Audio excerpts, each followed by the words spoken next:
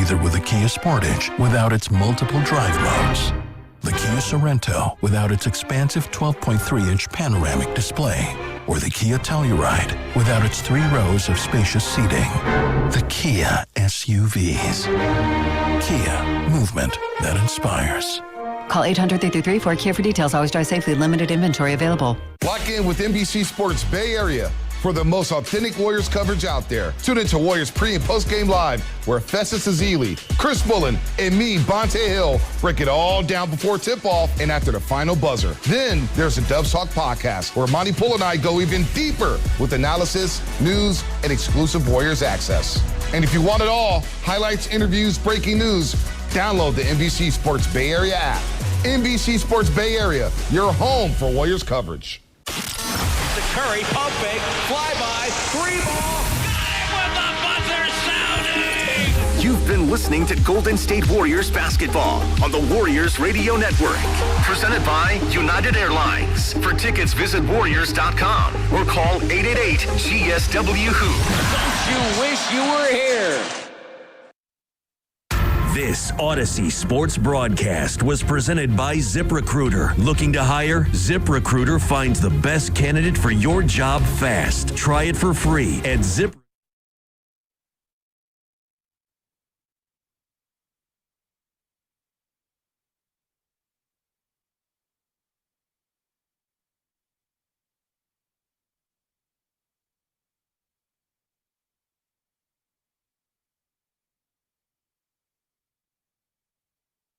Pat Spencer in the backcourt can just dribble this out, and he will. And that's going to be that. So the final score will be 113-94. Philadelphia with the win. Was going to be tough for the Warriors playing without Steph Curry, Jimmy Butler, and Jonathan Kuminga. But Philadelphia went without Embiid and without Paul George. They get their 29th win of the year. They're 29-21. Warriors go back to 3 games above 500 at 27 and 24 on the night. Tim Roy on the call for this one. Tough loss for the Warriors tonight. They go down to the Philadelphia 76ers by a final score this evening of 121-91. And a basketball game that in general, 113-94, the final score here in this one.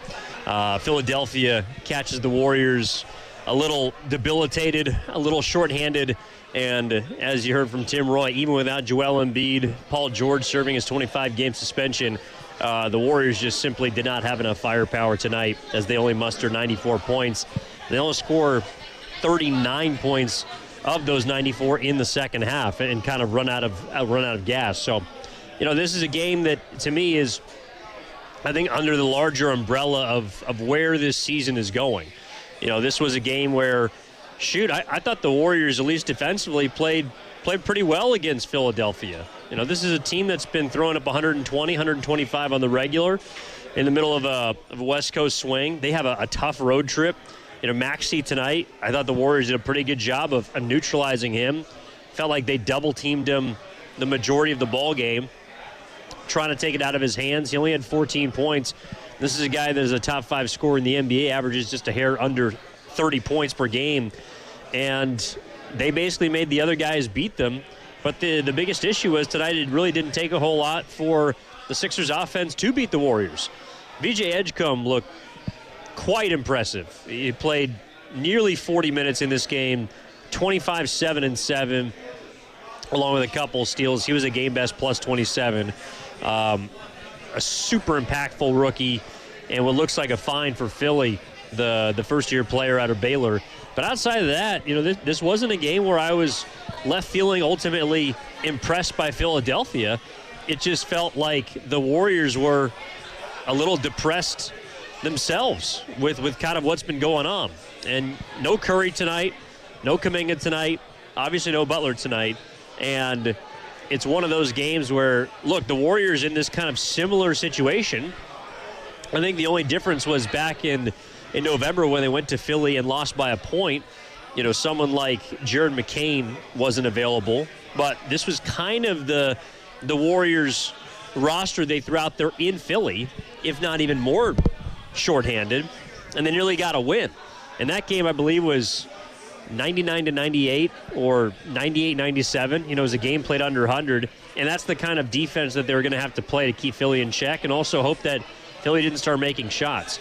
This was a game that got off to a pretty solid start for Golden State, but it was a game that felt a little like they were on edge the entire first quarter because the ball's moving, ball's popping, and they're knocking down 3 after 3. They go 8 for 14 in the first quarter due to the Golden State Warriors. And the issue is you look up on the scoreboard at the end of 1, and they're only up by a point. You know, those are the kinds of games where in the past, if you're a Warriors fan, you're watching Golden State against a team that's just hitting a bunch of threes, hitting a lot of shots, knocking them down early, and you're thinking, all right, we just got to weather this storm, got to stick right there, and by the time that they regress to the mean, the opposition, we're going to have enough because we've bruised them in the paint, we've beaten them on the boards, we're taking care of the basketball, all the things that the Golden State Warriors did not do, and Philadelphia did in that first quarter. The only difference was the Warriors made 8 of 14 from 3. After that, they went 11 for 34 from distance for the remainder of the game, and it just was not pretty in the second half.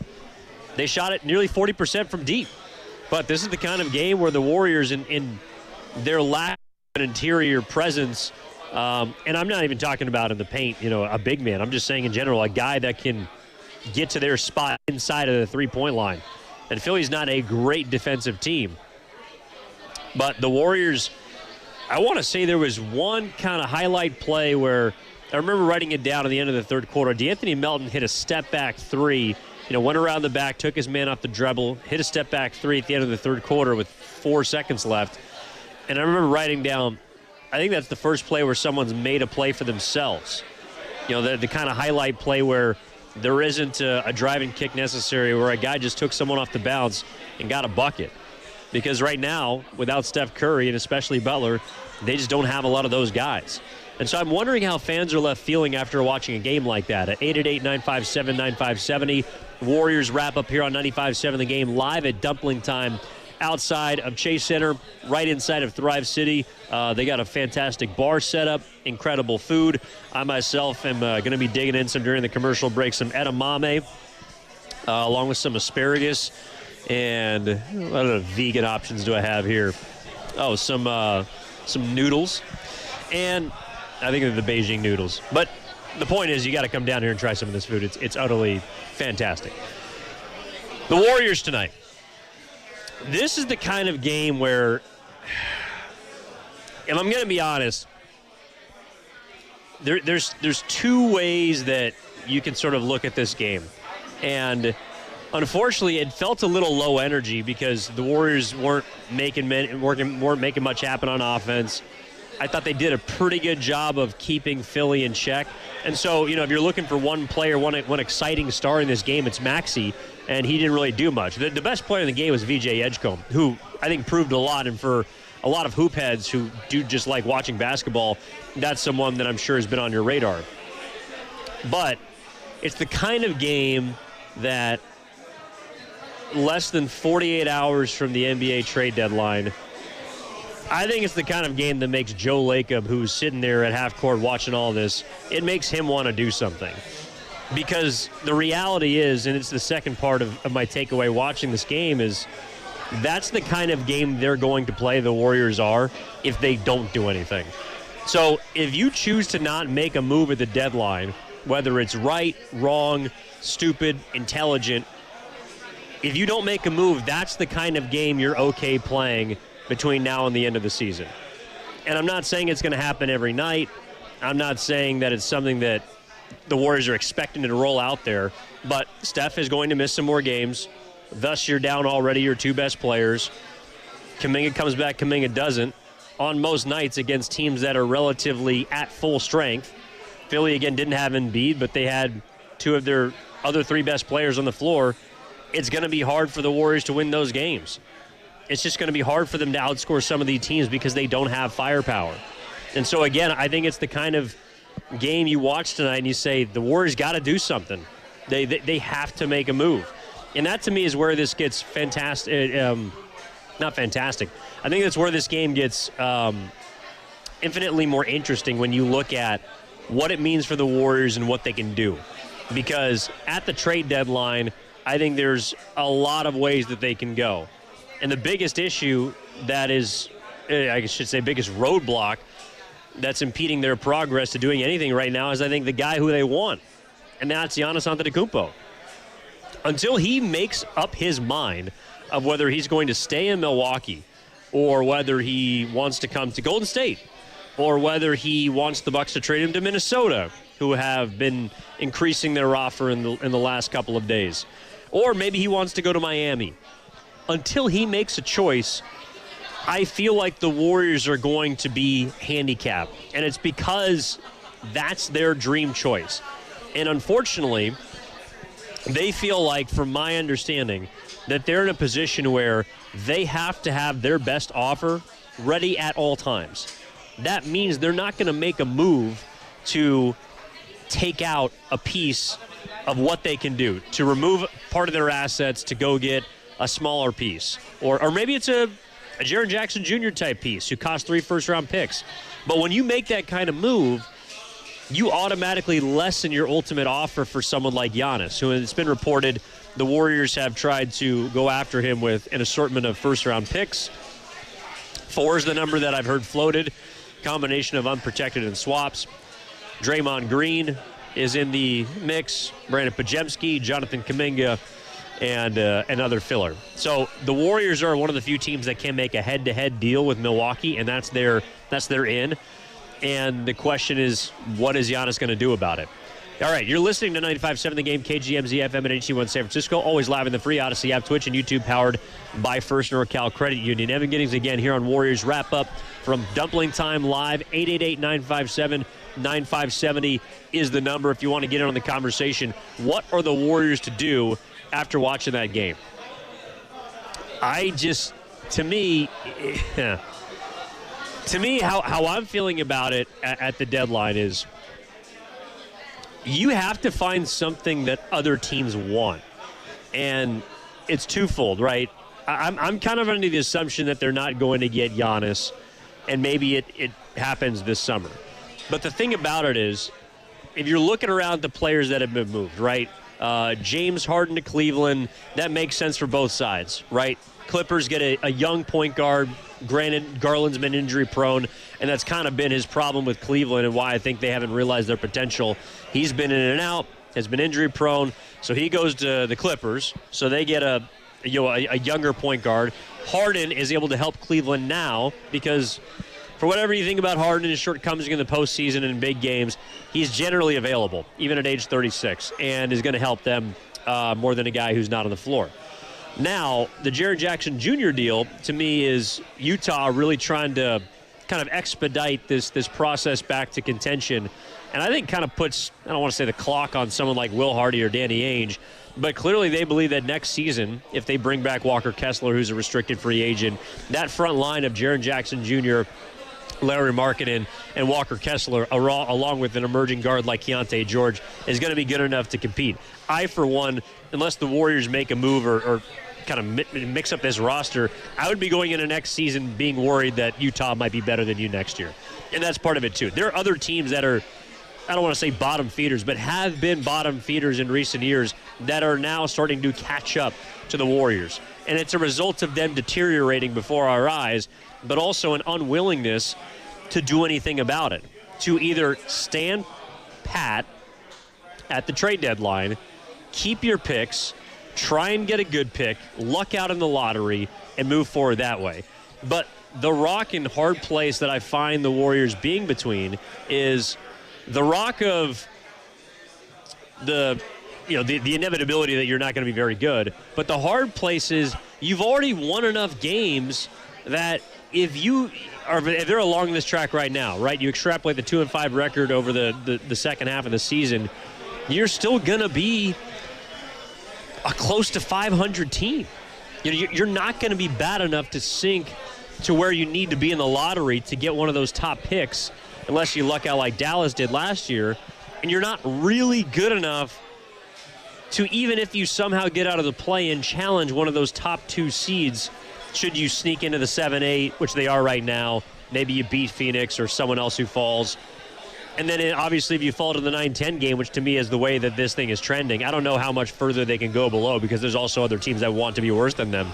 But if you fall to the 9-10 game, you got to win twice for a date with OKC. No, thank you. It's a futile exercise. So to me, the objective becomes, how do you find value at the deadline that could help you potentially now and potentially later? And this is a guy that I was thinking about earlier, which is, I was talking to someone on Media Row, and I ran it by them. They thought it was a little ridiculous. I want to toss it by our listeners and get your reaction, both our YouTube chat, Boxer and Gerson work injury attorneys text line. Back in 2020, when the Warriors knew that Kevin Durant was not going to come back, it was the worst-kept secret in the NBA. Bob Myers in that front office made a choice to, and I realized that there were different apron rules at the point, but they made a choice to keep the salary slot of Kevin Durant by bringing in a player that they knew they were not long for. And that player was D'Angelo Russell. D'Lo is never going to be a Warrior long term, but his contract allowed them to go out and get a player like Andrew Wiggins and take on his money, came with a pick, in fact, and ended up being one of the more intelligent trades that obviously led to the Warriors being back in contention and winning a championship 2 years later. I think they can pull off something similar if the price is right. And to me, the guy right now that I'm looking at, that I think he's going to get moved. There's just no doubt about it. That player's Ja Morant. And the reason why Ja Morant is interesting to me for Golden State is because it's like, if you watch that game tonight, I'm sorry. Like, fit is not really on my radar because that team just doesn't have a ton of talent. And I'm kind of with the YouTube chat. This is from GR Nady. Oh, gosh, I'm sorry. Rabbit. I'm just going to call you G Rabbit. G Rabbit. D'Lo is better than Pods. Yes, he was. Pods is not a point guard. I mean, you saw in the first 3 minutes of this game when he turned it over 3 times that against anybody who can overwhelm him on the ball, he's just not going to be able to stick as your point guard. I don't know if he comes off the bench or if you got a Spencer alongside him, but, if you're moving forward here, Pods to me just can't be on the ball as much as he is. That's one. So that would eliminate that problem, G-Rabbit. But Ja Morant is interesting to me because he is someone that I believe has value across the league. The Warriors, again, they don't have any guys that other teams covet. It's the reason why they're sitting, in my opinion, third place for Giannis as far as the trade deadline goes. Because Minnesota and Miami have better talent to offer Milwaukee. If the Bucks were only interested in draft picks, I do believe the Warriors would catapult to the top because those draft picks are going to be valuable. They're likely going to be high lottery picks, and then it's incumbent upon you to actually do something with them. But if you want draft picks and talent, the Warriors just don't have anything. Draymond is at least playable. Meanwhile, Jimmy's contract is not going to get you anything. I think teams think that Kuminga is intriguing, but they would like to get him for nothing because why would you risk anything for something that they don't know about or don't believe highly in? And Pods is not a talent. Moody, God love him, is a great guy, is not a talent. And I just think the Warriors, if they could find a way to poach someone like Morant for a lesser than JJJ package, it, number one, would, I think, help them now because Ja he's got game. His game has diminished a little bit in the last couple of years, but he can play. Maybe a new location brings out a different side of him. You have the reclamation prospect aspect of things. But also, too, when you get to the summer, if you need to move him, or I think it's after six months after you trade for him, so it'd be late summer, early next year, you could trade Ja Morant. You could. If it turns out that he's a dude you want to keep here, you go down that route. And if he's somebody that's not long for Golden State, doesn't fit alongside Steph, doesn't fit with the culture, then someone else is going to covet what you have. again, I look at it a little bit like D'Lo, where and also Milwaukee's been a team that's been linked to Ja. Maybe it helps the Warriors package over this summer, where the most that Milwaukee can get is, I think, 3 picks from Miami. The Lakers are also a team that's sneaking in because they're going to have access to more picks this summer. To me, if the Warriors don't get Giannis right now at the deadline, it's going to be even tougher to do it this summer. Because, again, I think that what's holding up Milwaukee from pulling the trigger on that is the fact that they're not getting a player back. And if you have someone like Morant, I realize he's damaged goods at this point, but he's still, 25 years old? He's still pretty damn young. And I'd rather have Ja Morant than Darius Garland at this point, because Garland is not as good as Ja when he's playing, and he can't stay on the floor.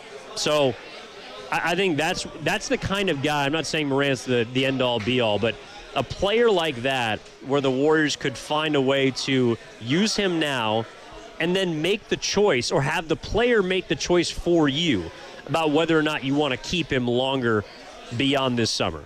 That, to me, is the goal that and kind of the needle that they should be trying to thread at this point. And the God's honest truth is, because when you watch a game like tonight, I almost feel like it gives you more leeway, because any move you make is going to be better than what we're watching. It just is. I'll say it again. I do not think that Joe Lacob is enjoying watching the product on the floor right now at Chase Center. And it was pretty full tonight. You got to give it to Warriors fans. They showed up. And you want to give them something in return. I don't think Lacob was very happy, especially watching that second half where you scored 36 points. Nothing was going in. You're getting dominated by 76ers who quite frankly, are, again, not very good. Andre Drummond looked like a legitimate starting center at times tonight. Andre Drummond, I'm sorry. I think he used to be, obviously, a leading rebounder in this league. Andre Drummond stinks. I think he's just about cooked. But against the Warriors, he's going to look far better than he actually is. You go to their backup center, Adem Bona, who is dunking on post and catching lobs and looked like Superman out there, because he's going up against a Warriors front line full of Quentin Post and Al Horfords. And Post battles, I'll give him credit. He wasn't the reason why the Warriors lost. He made a couple threes, had 10 points in 17 minutes, but he's not gonna change this game. Al Horford was not very good tonight. Draymond Green, not very good tonight. Really, the starting five, outside of really maybe a couple of nice moments for Moses Moody, but the starting five was largely a minus 20 or lower. It was the bench that was the bright spot of this game. DeAnthony Melton, though he missed 5 threes, had 6 assists and 6 rebounds. I thought Spencer played pretty well in his minutes, outside of the 5 turnovers. And maybe that's a reason why Steve Kerr isn't going to put him in the starting lineup, either alongside or for a guy like Podziemski. He would rather have Podziemski on the ball. But Pods turned it over 4 times in 25 minutes as well. And the Warriors as a whole, they turned it over 20 times. If they turn the ball over 20 times, especially even sometimes with Steph, it's just going to be damn difficult to win games. They lost this game because they were out-rebounded by 23, and they ended up taking 15 less shots than Philly. They shot 47% from the floor, 40% from 3 to the Warriors. But they didn't get enough shots up, and they did not get to the free throw line. When you get to the free throw line 2 times against a team that is not, an Oklahoma City Thunder type of defense, is because you have no one that can beat anybody off the dribble. You have no way of getting into the paint. You have no way of forcing a man in the air. And the Warriors, again, without Curry, without Kuminga, they're just a team that is going to struggle to score 100. And that's exactly what happened tonight. All right, we're going to step aside, and on the other side, we're going to hear from Steve Kerr, spoke after this game. I believe Draymond spoke as well. I'll chat with our guys in our Laughing Monk studios to see if we have that. Warriors fall to Philly tonight. 76ers over the Warriors, 113-94. Evan Giddings with you live at Dumpling Time at Thrive City outside of Chase Center. Back with more after this on Warriors Wrap-Up on 95.7 The Game. Looking for lifelong financial guidance? Look no further than Pettinelli Financial Partners, your dedicated financial coaches for every stage of life's journey. Whether you're planning for retirement, starting a family, or buying a home, we're here for you every step of the way. Visit PettinelliFP.com. The financial consultants at Pettinelli Financial Partners are registered representatives with and securities offered through LPL Financial. Member FINRA SIPC. Investment advice offered through Stratos Wealth Partners, a registered investment advisor. Stratos and Pettinelli are separate entities from LPL Financial. What if the greatest player on the court wasn't who you expected? This February, get ready for heart, hustle, and a whole new kind of hero in Sony's GOAT, the animated sports adventure for the whole family. From the team behind Unforgettable Stories and executive produced by Steph Curry comes a movie about believing in yourself, defying the odds, and proving that greatness can come from anywhere. Don't miss Sony's GOAT, exclusively in movie theaters February 13th. Bring the family, feel the fun, and witness the rise of a true GOAT. GOAT, rated PG, only in theaters February 13th. I'm Piera Palazzolo, VP of Digital Marketing for the American Management Association, a company focused on the management training skills needed to enhance the careers of business professionals. We did our research when it came to the best companies for website development and chose AmericanEagle.com. And we couldn't be happier. AmericanEagle.com worked closely with us to understand the front and back end requirements needed to launch an e-commerce website that could handle the complexities of running thousands of seminars nationwide. Our robust new website and improved SEO saw immediate increases in site traffic and web revenue. If you're in need of managerial effectiveness and success, visit our website at Amanet.org. If you're in need of a website that provides an unparalleled consumer experience, I highly recommend AmericanEagle.com. Transform your business today.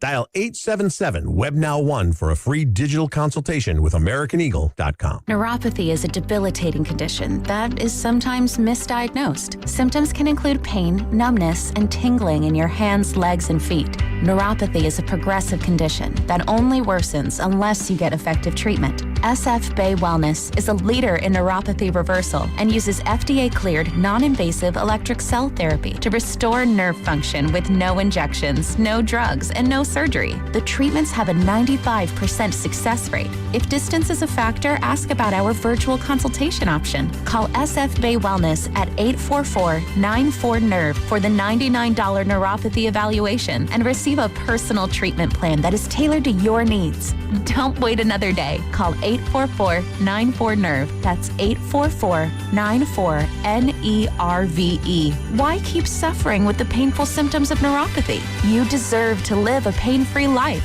Start getting the treatment you need for your neuropathy symptoms. Call today. Now it's time for the closer of the week.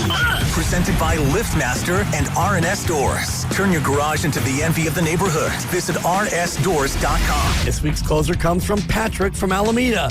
Elian was great, good communication and prompt. Quickly fixed my door spring and then explained some other aspects of the garage door and what to look for in the future. Thank you, RNS. Recently, my garage door opener was not working. I was in need of a closer. I was put in touch with RNS Doors and they hooked me up with a brand new garage door opener from LiftMaster. With LiftMaster's MyQ connectivity, my garage door opener can be controlled right from my smartphone. You'll know when a door or gate has been left open and can close it with a tap, no matter where I am. Be one of the first 10 callers and receive 20% off a LiftMaster garage door opener. Call 1-800-FIX-A-DOOR. That's 800-FIX-A-DOOR. Or visit rsdoors.com. R&S Doors. Look for the red truck. What if you had the smartest Wi-Fi? If you did, it'd be Xfinity, of course. And it'd come with their best state-of-the-art equipment. It would boost speeds to the devices that needed them most, prioritizing your most important connections, whether you were streaming, gaming, or gaming while pretending to work. And it would let you stream 4. That's right, 4 games on one screen. It would even power your mobile connection so you could bring faster, secure Wi-Fi speeds with you where you use it most. It would be proactive and fix problems before you knew you had them. Impressive, right? And it would have security features that protect you from threats at home and online. Kinda like a force field for your life. If you had the smartest Wi-Fi, well, everything would work together seamlessly to keep you connected, no matter what. Xfinity. Imagine that. Restrictions apply. DQ presents The Spicy Menu. For a limited time, try the new Flamethrower Chicken Strip Basket for $6.99 with spicy, bold strips that heat you up. Served with a side of famous DQ Soft Serve as a dip to cool you down. That's right, dip those spicy chicken strips right into Soft Serve. Plus fries and toast, all for just $6.99. And add a new pineapple lemonade sparkler or cooler made with tahini. It's the limited time only Spicy Menu. Get it delivered in the DQ app. Happy, tastes good. Participation may vary. Shot clock down to 10. Buddy Hield gets it left side. 1-on-1. Down to 8. Buddy drives. Floater up. Off glass and good. That's a tough shot by Buddy. And a shot the Warriors had to have. Down by 8. Warriors in man-to-man. Dribble drive down the lane. Locates Oubre for a right side 3. Missed that. Drummond the rebound. Drummond goes back up. Double clutch. Postmate and missed that. Ball deflected. Spencer gets it. Underhand over to Buddy Hield. Crossover dribble to the right hand. To the rack. It's up and good. Now back to Warriors Wrap Up on 95.7 The Game. Tim Roy on the call. Warriors go down to Philly tonight by a final score of 113-94. The Warriors only muster 36 points in the second half despite making 19 threes. They're bit by the turnover bug. 20 in this game. 5 by Spencer, 4 by Pods. 3 other players with multiple turnovers in this game. And they're out-rebounded by Philly, 56-33. Just hammered on the offensive glass. 25 offensive rebounds in this one for the 76ers. They got a ton of points in the paint, especially in that first half. It felt like that's what really kept them afloat, but plus 24, 54-30 on points in the paint. And, you know, a basketball game that really was obviously going to be difficult without Curry and a shorthanded Warriors, even against an Embiid-less Sixers team on the second night of a back-to-back. They just did not have it. So Philly's playing some good ball right now. They've won 5 games in a row. They are 8 games above 500. Meanwhile, the Warriors fall to 2-5 since the Butler ACL tear, and they are just now 3 games above 500, sort of clinging right now to that 7-8 game that they're currently positioned in as the 8 seed right now. And they got 3 games up on the Clippers, who maybe turning their head around, heading the opposite direction as they trade James Harden today in exchange for Darius Garland with the Cleveland Cavaliers and a first-round pick. All right, so for me, this trade deadline, and again, I'll sort of reiterate, I am thinking about the deadline, and I'm looking forward to doing Thursday night's game. The Warriors are going to be playing in Phoenix, but obviously we'll have a lot to react to, or perhaps nothing, depending on if the Warriors do or do not make a move before the 12 o'clock Pacific Standard Time trade deadline. But, you know, to me, watching this game, it's a game that I think it makes the Warriors want to do something. I do feel like they understand that if they don't, they're going to take heat and they're going to be responsible for it, and it's going to be appropriate heat. I think this is a Warriors team that came into the season with aspirations. And another thing I felt like watching this game was, you know, if the Warriors did legitimately believe they had action, right? You know, a swing at the plate off the second-round appearance last year, they could come back, run this team back, bring in Horford, bring back Melton, and they would be good to get to the same place, perhaps even further. If that's what they really, really believed, then you can't go the other direction. And it's not as much because, you know, you can't start losing games, but if you really thought this roster was good enough with Jimmy, who is now the only guy that's been out, you know, tonight's obviously different, you don't have Curry, but if that's it, then to me, you're almost admitting that you didn't believe in this team in the first place if you choose to tank the rest of the way. And I realize that's a viable strategy for some, and that might be what the Warriors end up doing. But to me, that's an admission that they didn't believe in this group as much as they were purporting to, as much as they were throwing out and publicizing. If they really believe, and Steve Kerr and the front office have talked about the answers lying on this roster, again, this was pre-Jimmy injury. If all that left was one guy, and this Jenga tower crumbles to the place where you now decide to turn the other direction and tank for a pick, I'm sorry, you weren't that good in the first place. And more importantly, because we can disagree or agree on whether they were good or not, I didn't think they were great. A lot of people thought they were better than they should have been. A lot of people thought they were going to stink. Doesn't matter. The fact is, that's an admission by the Warriors if they choose to tank and do nothing at the deadline, that what they were saying this entire time up until this point, they weren't buying it either. They weren't buying their own talent. They weren't buying their own team.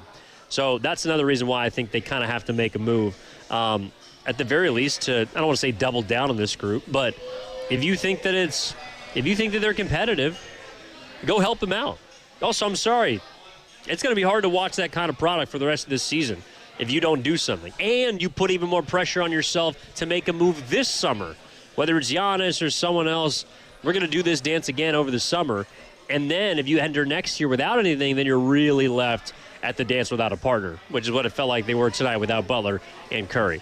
All right, 888-957-957 is the number. Before we get to Steve Kerr and Draymond Green, let's bring on our favorite. Let's bring on Chardal in Fremont. Now, Chardal, I got to tell you, the YouTube chat has been asking for you. It's good to hear from you, and I hope you're doing a lot better than Golden State tonight. What's up?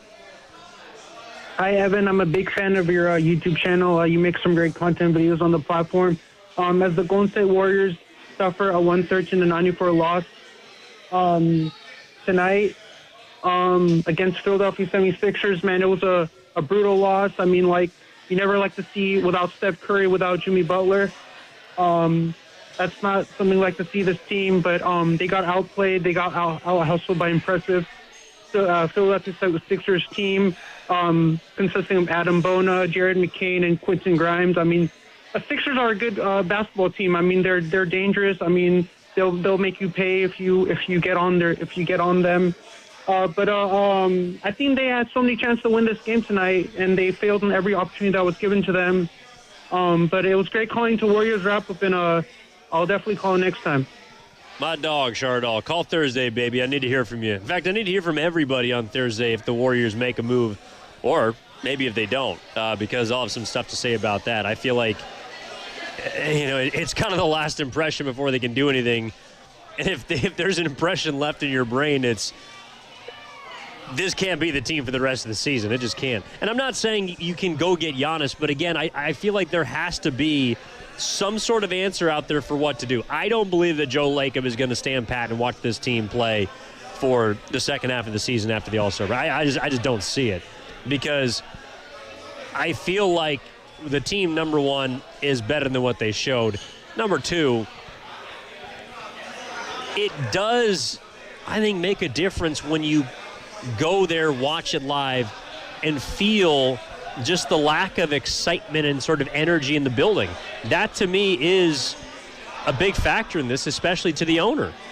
Maybe it's not to the team, maybe it's not to the front office, but Joe's sitting there at courtside every single game watching this team, and he is as invested as a lot of people, if not the most of anybody out there.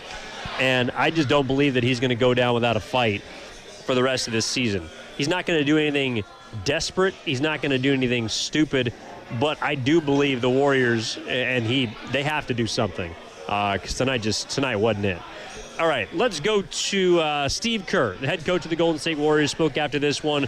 Warriors fall 113-94 to Philly. Here's the head coach. Steve, what do you feel like went wrong in the second half after the competitive first half? Well,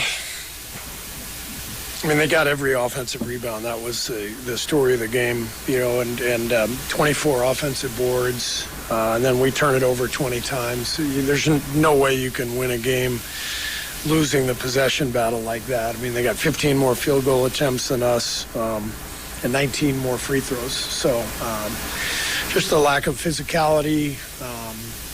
I was disappointed with the overall effort. That was it was not a game that we can repeat, for sure. We've got to bring the juice, bring the energy, and bring the collective competitive spirit necessary to win a game. We talked before the game about the trade talk. Do you think that atmosphere might have led to this performance? Maybe. I don't know. I do think that the NBA season is. It's 82 games, and you can almost feel the ebbs and flows. When you coach a team, when you're part of a group, you can almost predict when things are going to go well and when they're going to go poorly. Just overall health, mood, vibe. And so this was not a good vibe for us tonight. And it doesn't matter, what the trade chatter is. I mean, it's everyone's job to come and bring the energy, bring the fight. It was the whole point of tonight. They're on a back-to-back. We haven't played in 3 days. We're going to come out and bring the juice. We're going to take the fight to them. And first 5 minutes, we had, guys turning it over, not running back, sulking. It's like, no. It's about competing. It's competing for 48, for 82 games. You have to establish that. And that's the most disappointing thing about tonight's game for me is I didn't feel that like I needed to feel it, like we need to feel it as a group. Steve, to go off that, how do you change that going into Thursday's game? How do you make sure there's not a repeat of this kind of effort on Thursday? It's their job, so that's what they have to do. Steve, you mentioned over here. You mentioned effort, as in you didn't think they were putting out enough effort, and also was focus, you think, an issue? Well, a lot of turnovers, a lot of just weird turnovers, didn't feel like most of them were forced, So it was one of those games where nothing went right, but when you're missing your best scorers, that's kind of what I'm talking about. You have to make up for that with a collective competitiveness, and you can't sulk. You can't feel sorry for yourself. I just thought I don't think it was like the effort, like they weren't trying. I think it was just I didn't sense a competitive spirit, and that has to change. First half, you guys hung in there, though. Yeah. In the second half, it kind of fell apart. Yeah, we came back. I didn't like the start of the game, and then we hung in there. We fought. It was a 3-point game at the half, I think. And we just couldn't score to start the second. I have to reevaluate the lineup. Obviously, that group to start the game and the second half couldn't score. So we won't start the same way next game. We've got to make some changes there. And there's a lot to assess, with Steph out, Jimmy out. We're going to have to sort through some of these combinations and rotations. Pat Spencer's right at that 50-game limit. Have you guys? What have the conversations sort of been around that? Well, he's aware. His agent's aware. We're aware. So, yeah, we'll see where it goes with the trade deadline and see what happens. But if there's no trade, then obviously he's out of games. Yeah, so it's Steve Kerr after the loss tonight, and I think you could hear a couple of things. Number one, him kind of being out of answers as far as my interpretation of what he thought went wrong tonight was basically a lack of grit. It was disturbing, the disturbing lack of edge with the Warriors. Them getting punched and not kind of sticking with it, and I think it's sort of natural because the Warriors know that they're obviously shorthanded. They're going to be at a disadvantage for, I don't want to say most of the games because they're going to have Curry, but I think it's really easy to get down on yourself when you're competing against someone who is naturally better than you and stuff doesn't go your way. But unfortunately, that's not how this works. You have to believe at all times that you can beat your opponent, and I think the Warriors tonight just kind of rolled over against Philly, who, again, I talked about it off the top of Warriors wrap-up. I didn't think Philly played very well. They did a good job on Maxey. Edgecombe torched him, and that was about it.